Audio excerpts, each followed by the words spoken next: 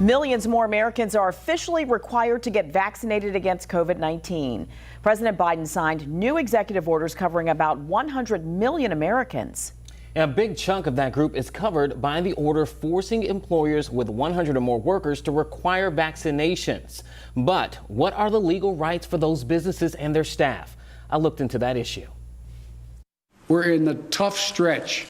The executive order requires federal employees and contractors to be fully vaccinated against COVID-19. The president of Newport News Shipbuilding posted a message on Facebook for its more than 25,000 workers saying, "We recognize this news may be stressful and concerning to many of you. We are evaluating the impact this will have on our operations and that the company was already working on a plan in anticipation of the new requirement. It's a task large private companies now face. OSHA is making a rule requiring all employers with 100 or more workers to make sure their staff is fully vaccinated or take weekly tests before work." It's going to be litigation. People are going to challenge this and we're going to go to court. OSHA is doing this by issuing what is called an emergency temporary standard that can be put in place when the agency determines workers are in grave danger and the emergency action is needed to protect them.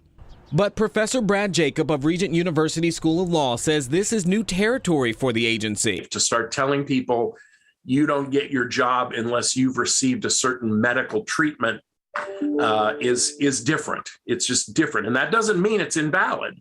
People can appeal, and Jacob says companies can ask a judge for an injunction. But he says it all depends on how a judge weighs the president's argument that this is needed to protect communities. I mean, both sides have some real passionate cases.